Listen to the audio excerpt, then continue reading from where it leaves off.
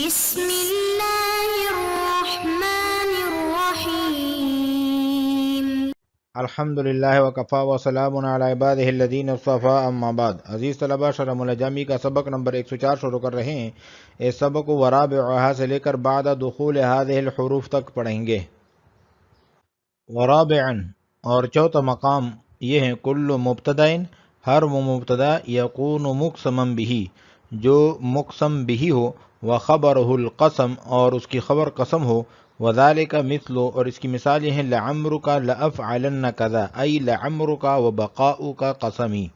ای ما اقسم به، فلا شک پس کوئی شک نہیں اس بات میں ان لعمرک کہ لعمرک جو ہیں یدل علی القسم المحذوف ہے، یہ قسم محذوف پر دلالت کر رہا ہے، وجواب القسم قائم مقامہ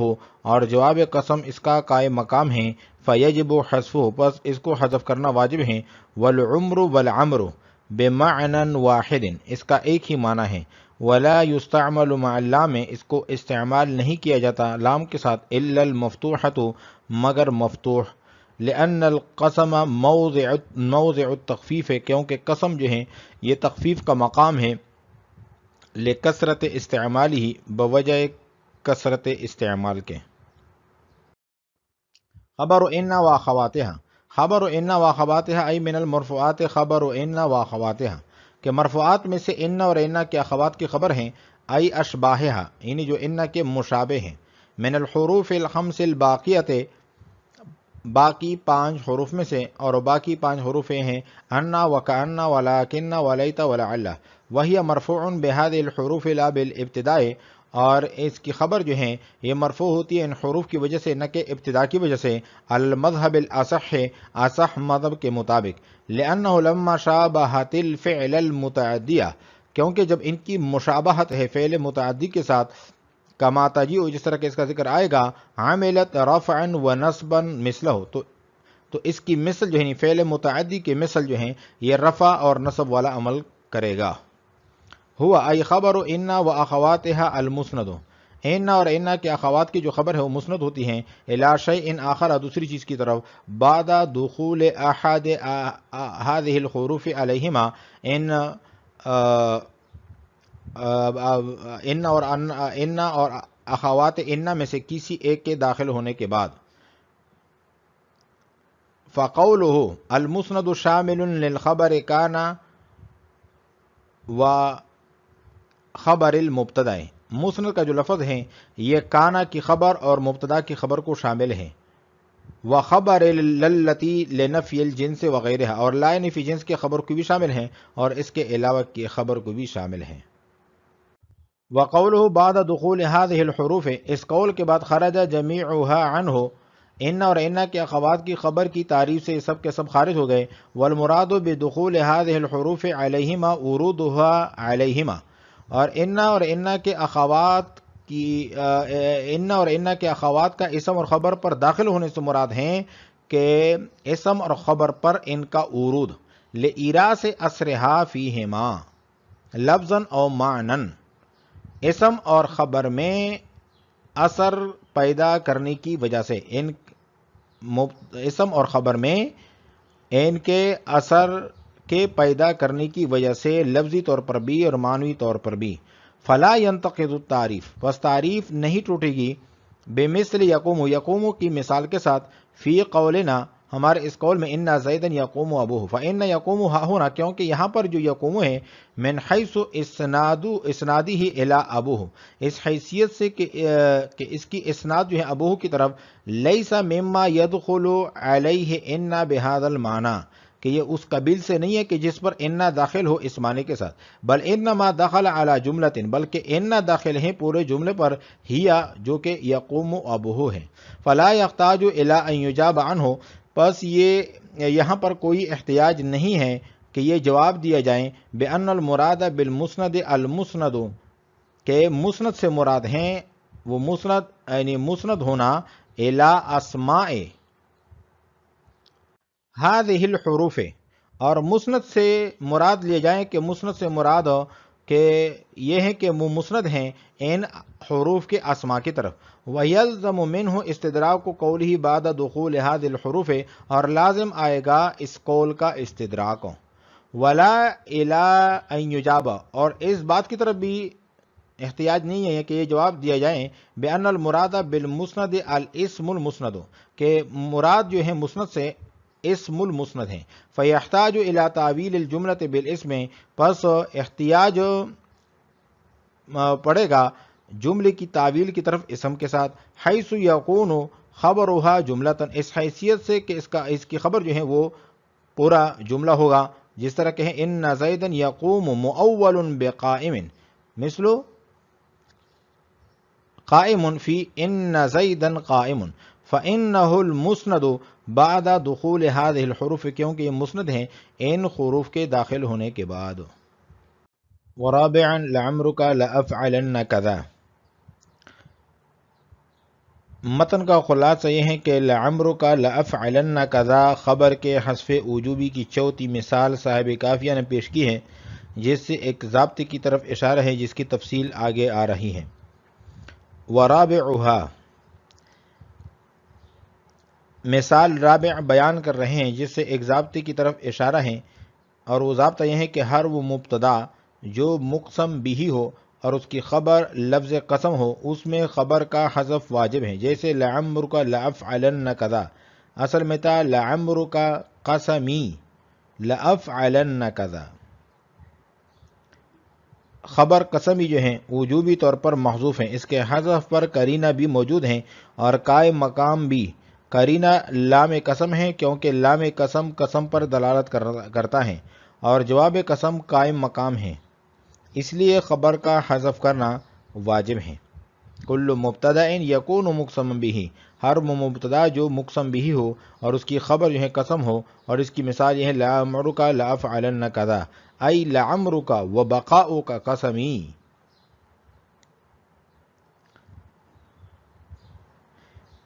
اس عبارت میں شارح نے یہ بتلا دیا کہ عمر جو ہے لعمرک میں جو عمر کا لفظ ہیں یہ بقا کے معنی میں ہیں.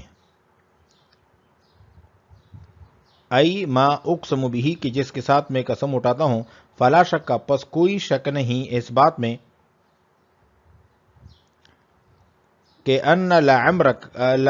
کہ لعمرک جو ہے یدل علی القسم المحذوف یہ دلالت کر رہا ہے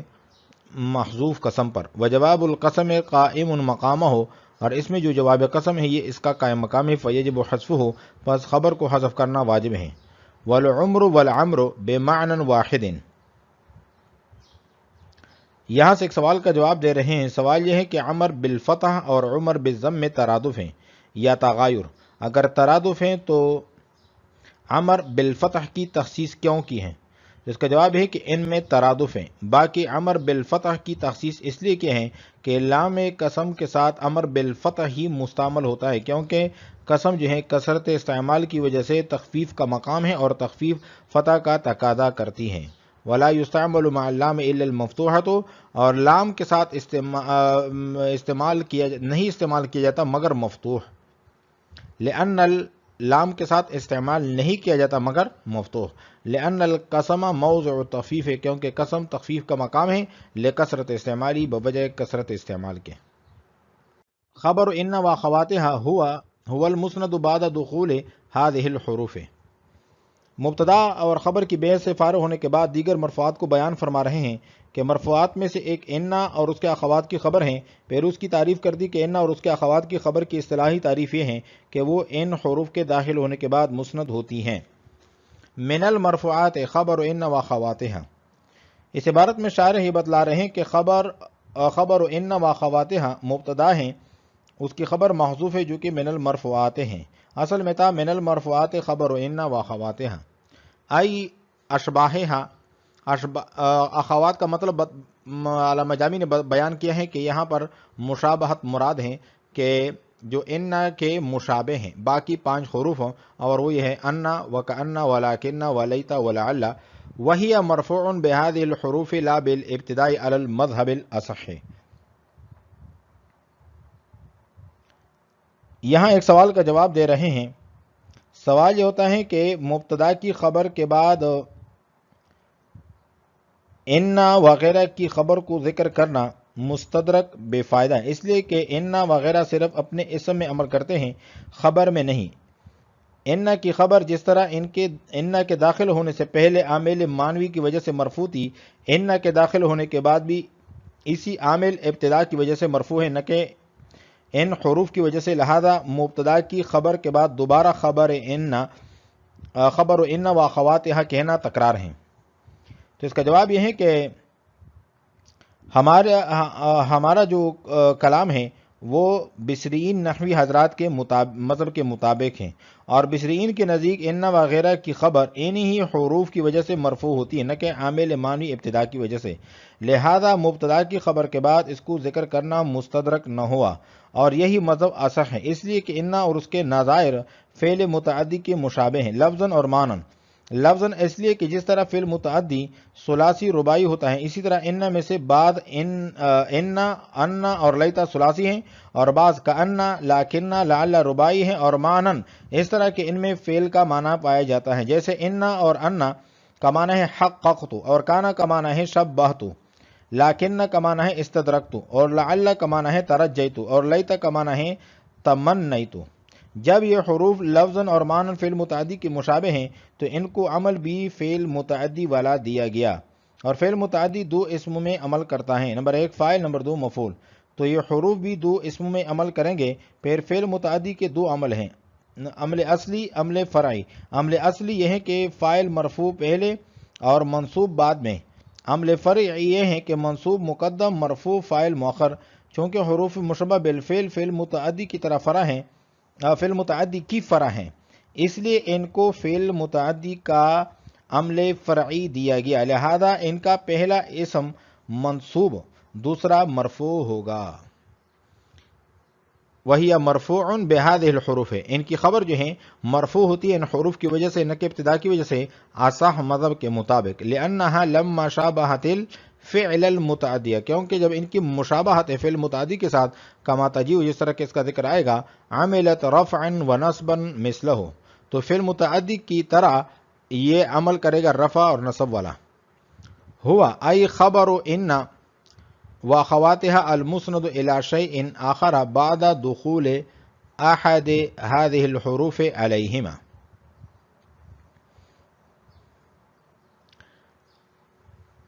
ہوا ضمیر کا مرجع بتلایا ہے کہ وہ ان کی خبر اور اخوات کی خبر ہے۔ المسند، مسند ہوتی ہیں دوسری چیز کی طرف، بعد دخول احد هذه الحروف عليهما، ان حروف میں سے کسی ایک کے داخل ہونے کے بعد۔ یہاں ایک سوال کا جواب دینا چاہ رہے ہیں۔ سوال یہ ہے کہ ان وغیرہ کی خبر کی تعریف جامع نہیں، کیونکہ ان زیدن قائمن میں قائم پر صادق نہیں آتی، اس لیے کہ وہ ان تمام حروف کے داخل ہونے کے بعد مسند نہیں ہے، بلکہ فقط ان کے داخل ہونے کے بعد مسند ہے، جبکہ بعد دخول هذه الحروف سے معلوم ہوتا ہے کہ ان واخواتها کی خبر وہ ہیں جو ان تمام حروف کے داخل ہونے کے بعد مسند ہو، حالانکہ خلاف واقع اور بدیع البطلان ہیں۔ تو اس کا جواب یہ ہے کہ دخول مضاف ہیں، اس کا مضاف الیہ محذوف ہے جو کہ احد ہے، اصل میں تھا بعد دخول احد هذه الحروف۔